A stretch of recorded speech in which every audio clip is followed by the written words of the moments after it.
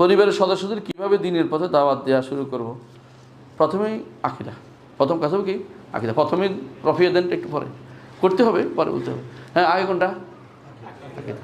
পরিবারের সদস্যদের আকিদা বিশুদ্ধ হয়ে যায় আলহামদুলিল্লাহ, তাহলে তারা অবশ্যই সহিহ সুন্নাহ মেনে নেবে ইনশাআল্লাহ। আকিদা বিশুদ্ধ না হয়ে রফিয়া দেন করলে কি জানা যাবে? কাদিয়ানরা কিন্তু রফিয়া দেন করে, আমি অনেক কাদিয়ানদের রফিয়া দেন করে দেখছি, পায়ে পায়ে মিলে দাঁড়ায়, এমনকি ফা বের পর্যন্ত করে দেয়, মানে যতক্ষণ ফালা যায় ফা ফাঁক করতে। আর কিন্তু আপনাদের পুরান ঢাকার মানুষের মতো তো সব জায়গায় এটা দেখি না, পুরান ঢাকার মানুষগুলো বেশি মোটা তো ফা একবারে বেশি করে ফাঁক করে দাঁড়ায়। আলাকুল্লাহ হাল, প্রথম দাওয়াত কি দিতে হবে? আকিদা। কীভাবে রসুল বলে দিয়েছেন, প্রমাণ রসুল বলেছেন আউয়ালু মা তাদউ ইলাইহি শাহাদাতু আল্লা ইলাহা ইল্লাল্লাহ। প্রথম কাজ হবে আকিদাগত কোনো বিভ্রান্তি আছে কিনা এটা তুলে ধরবেন, এটা ঠিক করবেন। এটা ঠিক করে সামনের দিকে যদি আমলগত যে ঠিক করবেন, আগে আগে কী ঠিক করতে হবে? এলেম, তারপরে আমল।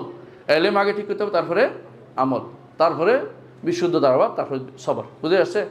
চারটা জিনিস অবশ্যই খেয়াল রাখতে হবে, সবগুলো যেন বিশুদ্ধ হয়, এভাবে দাওয়াত দেবেন ইনশাআল্লাহ। প্রথম দাওয়াত আকিদার। আকিদার মধ্যে প্রথম দাওয়াত হচ্ছে আল্লাহ সম্পর্কে, আল্লাহ সম্পর্কে আকিদা। আর আল্লাহ সম্পর্কে প্রথম দাওয়াত হচ্ছে আল্লাহ কোথায়। তাহলে সর্বপ্রথম দাওয়াত কোনটা? সর্বপ্রথম দাওয়াত কোনটা? আল্লাহ কোথায়। যে ব্যক্তি আল্লাহ কোথায় জবাব দিবে না সে পথভ্রষ্ট। আল্লাহ কোথায়? আল্লাহ কোথায়? আরশের উপরে, উপরে, আরশে নয়, আরশের উপরে। আরশে বলবেন না, কারণ মানুষ এরা শয়তানি করে, আরশের উপরে হলে, আরশে হলে তো সমান সমান হবে নয়, ছোট হবে নয়, বড় হবে। আমরা কি বলছি? এরকম আরশের উপরে বলছি। হ্যাঁ, বুঝে আসছে কথাটা? আরশের উপরে, মনে দেখতে হবে এটা। وقل جاء